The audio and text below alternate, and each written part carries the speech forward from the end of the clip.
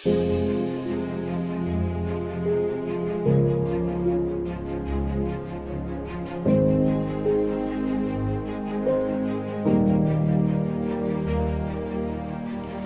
дулааны цахилгаан станц төрийн өмчит хувьцаат компани нь 1965 онд анх 604 турбинтэй 48 мегаваттын хүчин чадалтайгаар ашиглалтанд орж, ажилласан хугацаанд хүчин чадлын өргөтүүлэр шинжилгээг үе шатстайгаар хийж хэрэгжүүлэн өнөөдөр 905 машинтай 83 мегаваттын хүчин чадалтай жилдээ 446.7 сая киловатт цаг цахилгаан эрчим хүч болон 906,000 ккал дулааны эрчим хүчийг боловсруулах хүчин чадалтайгаар үйл ажиллагаагаа явуулж байна. Компанийнхаа тогтвортой хөгжлийг хангаж, бүтээгдэхүүний нэг зүртгийг бууруулан хөдөлмөрийн бүтээмж дээшлүүлэх зорилгоор 2006 оноос эхлэн Монголын бүтээмжийн төвд хамтран бүтээмж дээшлүүлэх арга хэрэгслүүдийг үйл ажиллагаанд хэрэгжүүлж эхэлсэн. Тухайн үед бүтээмжийн хөдөлгөөнийг эхлүүлэх нь стратегийн томоохон шийдвэр байсан бөгөөд өөрчлөлтийн менежмент хөтөлбөрийг төлөөлөн удирдах зөвлөлийн шийдвэр төрийн өмчийн хорооны зөвшөөрлөөр анх эхлүүлэн Монголын бүтээмжийн төвийн гүйцэтгэх захирал шүүрчүүлөө. Дархны дулааны цахилгаан станц төрийн өмчит хувьцаат компани гүйцэтгэх захирал Мандал Баярнаар уг хөтөлбөрийг хэрэгжүүлэх гэрээнд гарын үсэг зуран улмаар 2006 оны 10 сарын 31-ний өдөр өөрчлөлтийн менежмент хөтөлбөрийг нээн нийт ажилтнуудын хурлыг зохион байгуулж байсан юм а. За 2006 онд манай компани 41 жил тасралтгүй үйл ажиллагаагаа явуулсан. Техник тоногд хөрөмж, үйлдвэрлэлийн болон ажлын байруудад нэлээд хуучирсан байсан. Энэ үед бол цаашид компани үйл ажиллагааг сайжруулах, үйлдвэрлэлийн хүчин чадлыг нэмэгдүүлэх, хөдөлмөрийн бүтээмжийг дээшлүүлэхэд бол зөвхөн техникийн шинжилэл хийснээр бол асуудлыг шийдвэрлэх нь бол хангалттай бус байсан. Учир нь бол тухайн техник тоногд хөрөмжийг бол ажилтнууд ажилуулдаг учраас бол ажилтнуудын ажилд хандах хандлагыг өөрчлүүлэх, ажилтнуудын итгэх санаачлагыг дэмжих, байгууллагын соёлыг дээшлүүлэх шаардлага байгааг бол олж харсан.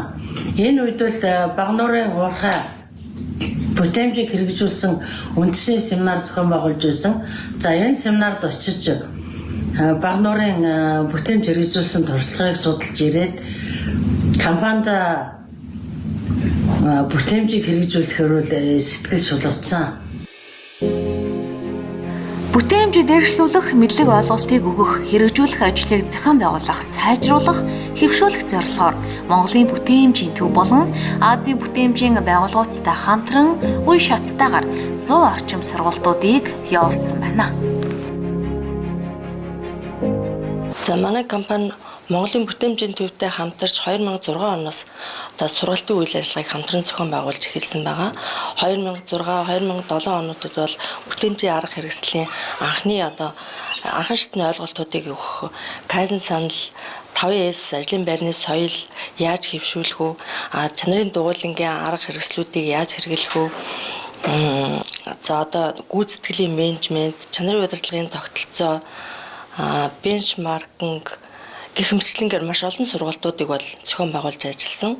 За 2006-аас 7 онуудад явсан сургалтуудад маань анхан шатны ойлголтууд өгөх сургалтууд байсан. За 2008-аас 2009 онд Тимасак сангийн хөрөнгө оруулалтаар Монголд хэрэгжижсэн төсөл хөтөлбөрийн хүрээнд Азийн бүтээмжийн байгууллага, үндэсний бүтээмжийн байгууллагатай хамтран зохион байгуулагдсан чанарын удирдлагын тогтолцоонд мэрэгжилтэн бүтээмжийн мэрэгжилтэн бэлтгэх мэрэгсэн сургалтанд бол удирдлагын багийн 9 хүнийг хамруулж суралцаж эхэлснээр бол манай байгууллагын арга хэрэгслийн яг үндсэн зөв суурь тавигдах нөхцөл боломж бүрдсэн.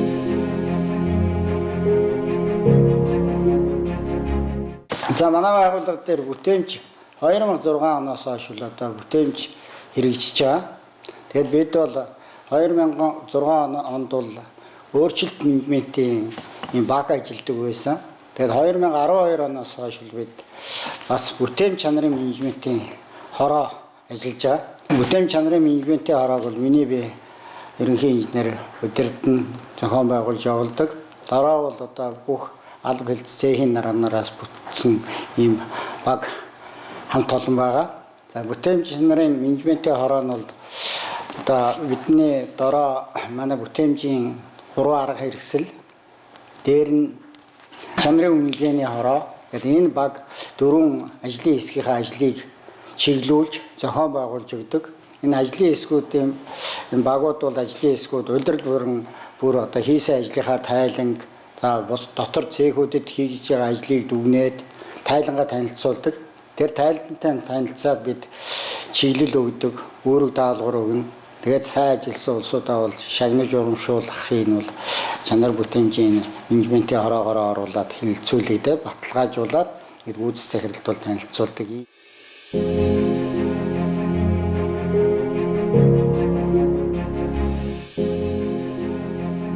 Ажлын байрны эмх зэгц зөв зохион байгуулалтыг бий болгож алдагдлыг бууруулах зорилгоор ажлын байрны соёл 5S бүтээмж дээшлүүлэх арга хэрэгслийг 2006 оноос хэрэгжүүлж эхэлсэн.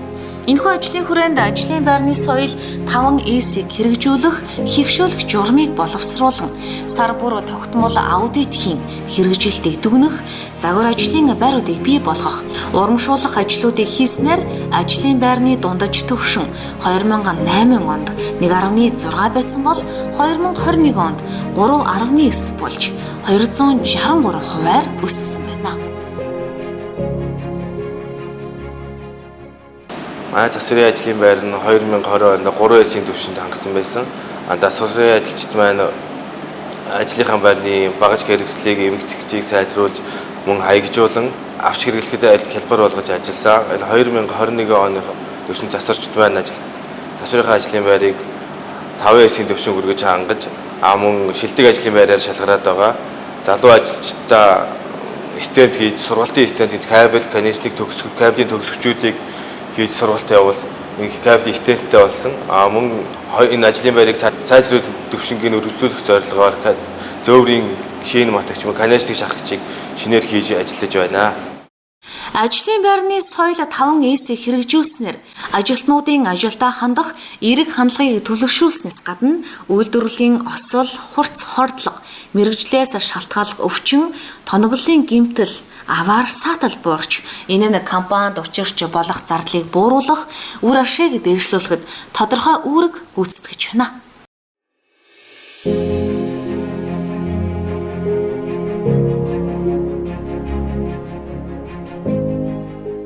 Ажилтнуудын бүтээлч санаачлаг зөв хандлагыг дэмжин хэрэгжүүлэх зорилготой Kaizen саналын системийг 2006 оноос хойш хэрэгжүүлжээ.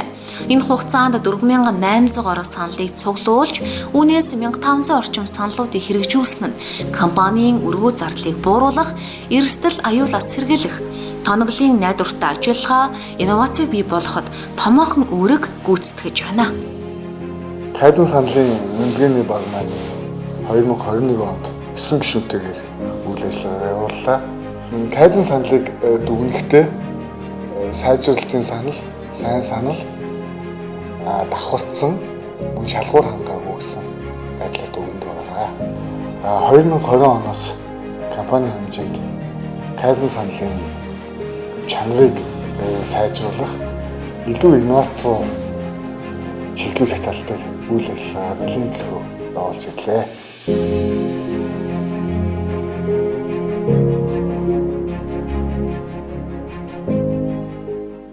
Компанийн хэмжээнд нийт ажилтнуудын 62% нь чанарын дугуулангийн үйл ажиллагаанд хамрагдан улирал бүр ажилдаа тулгамдж байгаа асуудлуудаа оюуны довтолгоо, шийдвэрийн матриц, шалтгаан үр дагаврын диаграм, PDCA зэрэг аргуудыг ашиглан оновчтой шийдвэрлэн төсөл боловсруулж чанарын дугуулангийн үнэлгээний багт танилцуулан дүгнүүлж байна. За манай чанарын дугуулан маань 2021 оны шилдэг чанарын дугуулангаар шалгарсан.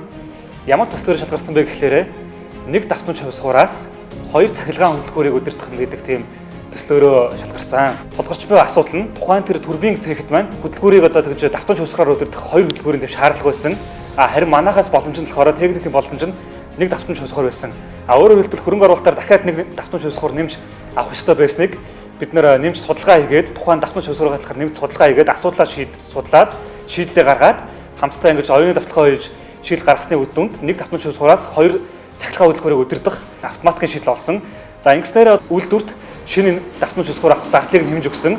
Хоёрдугаар технологийн процессыг хөнгөвжүүлж өгсөн юм давуу талтай болсон. За өөрөөр хэлбэл манай байгууллага нь энэ чанарын дугуулан гэдэг энэ зүйлийг сайж урамшуулж ингэж ажилчдаа идэвхжүүлж ажилладаг юм байгууллага байгаамаа. За манай түүж дамжуулах цэхийн эрчим чанарын дугуулан маань 2009 онд байгуулагдсан. За ерөнхийдөө түүж дамжуулах цэхийн засварчдын хэсгээс бүрдсэн 9 үний бүрэлдэхүүнтэй юм чанарын дугуулан байгаа. Түүж дамжуулах цэгтэр тулгагдж байгаа шийдвэрлэх шаардлагатай асуудлуудыг бидэс ингээд багаараа хэлэлцэж байгаа. Оюуны довтлого олон загсан нуруугаар ажлуудаа ирэмлэж байгаад ингээд ажлаа сонгож хийдэг байгаа. Манай чанарын дугуйл маань бол 2020 онд бол станцын хэмжээний шилдэг чанарын дугуйлан бас болсон. 21 онд болохоор бас хамгийн идэвхтэй чанарын дугуйлангаар бас шалгарсан байгаа. Эрчим чанарын дугуйлан маань 2020 болон 21 онуудад хэрэгжүүлсэн томоохон төслүүд маань гэх юм бол ээжийн даргын өрөөнд захин дэлгэц шинээр байрлуулсан. Энэ дэлгэцийг байрлуулснаар болохоор энэ гэмтэл илрүүлэлт болон ковидын цар тахалтай үед заавал ажлын байран дээр очиж машинисттай тухайн гэмтлийг тодорхой сүнсээр уудах шаардлагагүй болсон. Мөн алхам бодлагч аагийн ороотрыг биднээс бас өөрсдийн нөөц болцоогоод ажиллан сэргээн засварсан байгаа. Мөн лендинг генеруудын наадны технологиг өөрчилж аталж наах технологиг нэвтрүүлсэн.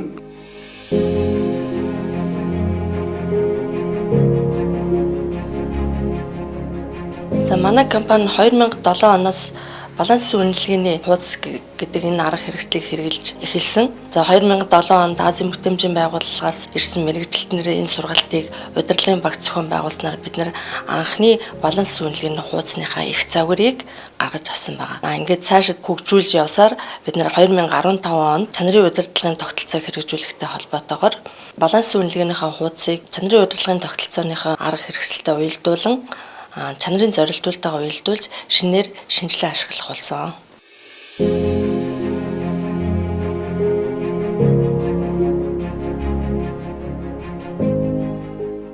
Манай компани бүтээмжийн хөдөлгөөнийг эхлүүлэхдээ Багнуур хувьцаат компани, Newtel компани, Эрдэнэтийн баяжуулах үйлдвэрээс тус бенчмаркинг хийн анхны бүтээмжийн бодит туршлага, ноу-хау, хандлагыг суралцаж байлаа. Гадны компаниудаас суралцахаас гадна дотооддоо алба хэлтэс, цэх хооронд бенчмаркинг хийх ажлыг зохион байгуулж байгаа юм. Ялангуяа сүүлийн жилүүдэд COVID-19 цар тахлаас шалтгаалan дотоодын бенчмаркингийг илүү идэвхжүүлж байна. За сүүлийн жилүүдэд COVID-19 цар тахлаас шалтгаалаад манай компани гадагшаа гадны байгууллагаас тусах судалгаа ажил маань бас нэлээд боломжтой болчиход байгаа. Ийм учраас дотооддоо бас энэ ажлыг үргэлжлүүлэх ажил маань илүү идэвхсэн. За ингэснээр хамгийн сүүлийн үед чанарын дугуулангууд хоорондоо сайн туршлагаа хуваалцах, за хийм цэгтэр баримтчгийн сайжруулалтыг нийт инженер техникийн ажилтнуудад танилцуулах зэрэг дотоодын бенчмаркинг бол нэлээд түлхүү явуулж байгаа.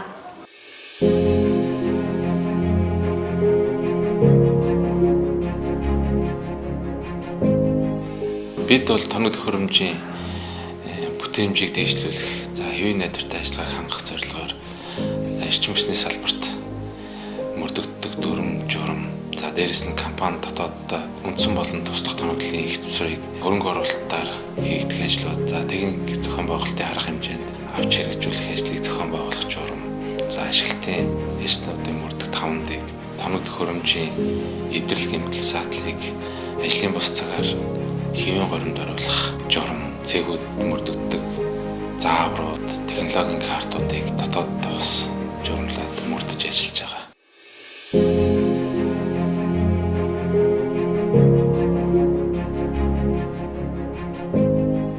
За манай компани 2013 оноос эхлээд бүтээмж дэвшүүлэх арга хэрэгслээр үндэслэн чанарын менежментийн тогтолцооны стандартыг бол хэрэгжүүлж эхэлсэн байдаг.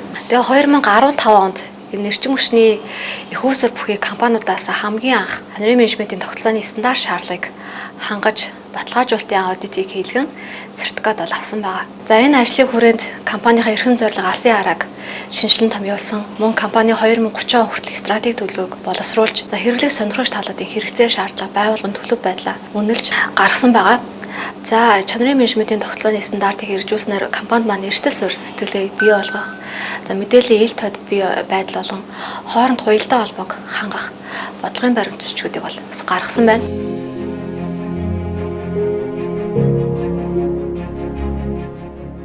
Манай компани 2020 оноос эхлээд мэдлэгийн менежментийг бол хэрэгжүүлж эхэлсэн байна.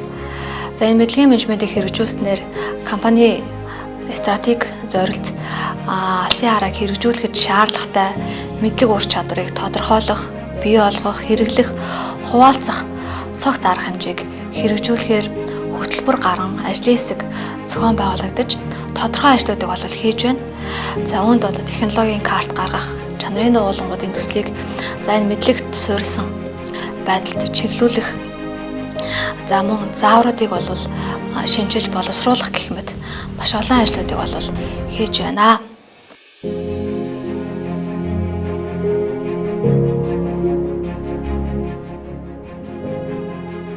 Манай компани хөдөлмөрийн бүтээмжээ нэмэгдүүлэх, тогтвортой хөгжлийг дэвшлүүлэх зорилгоор бүтээмж чанарын менежментийн тогтолцоог хэрэгжүүлж ирсэн. За бүтээмжийн тухай ойлголтыг төлөвшүүлэх, хэрэгжүүлж хэвших, сайжруулалтын ажлыг үе шаттай хийж хэрэгжүүлснээр цалхай эрчим хүчний үйлдвэрлэлээ бид 61.6%-аар, дулааны эрчим хүчний үйлдвэрлэлийг 16.6%-аар нэмэгдүүлж, за өөрсдийн хэрэглэдэг дотоод хэрэгцээний цалхай эрчим хүчээ 353%-аар бууруулж ажилласан. Бодит орлого 885 сая төгрөгөөр нэмэгдэж, үйл ажиллагаа санхүүд маань эерэг нөлөөллийг үзүүлсэн. Бид цаашдаа Монголын бүтээмжийн төвтэй хамтран бүтээмжийн арга хэрэгслийг төгөлдржүүлж үйл ажиллагаагаа сайжруулсаар болно. Тоноглолын иж бүрэн ашиглалт тэнцвэржүүлсэн үнэлгээний систем зэрэг аргуудыг хэрэгэлдэг болсноор тоноглолын засвар төлөвлөлт, засварын чанар, графикт үзлэг шалгалтууд ашиглалт сайжирч үндсэн тоноглолын зогсолтын тоо 50%-аар, тоноглолын гэмтэлд тогтоосон анхны тоо 76%-аар буурсан байна. Үүнд 100 ухны халах гадаргуун гэмтэл 20%, үнс баригч шугамхол гэмтэл 35%-аар буурсан нь нөлөөлсөн байна. Тиймээс бид энэхүү хүрсэн тодорхой үр дүн хуримтлуулсан туршлага бусдад нээлттэй хуваалцдаг. 2012 онд өөрчлөлтийн менежмент хөтөлбөрийн хэрэгжилт үзүүлэх сургалтыг Монгол Улсын эрчим хүчний салбарын хэмжээнд зохион байгуулж байлаа.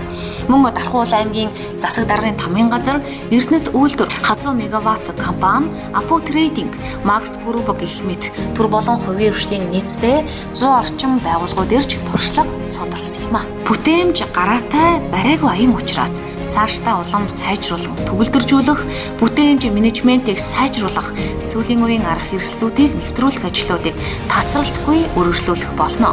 Ийм ч учраас 2020 оноос эхлэн мэдлэгийн менежментийг хэрэгжүүлэх ажлыг Дархны дулааны цахилгаан станц, төрийн өмч төвцөд компани эхлүүлээд байна.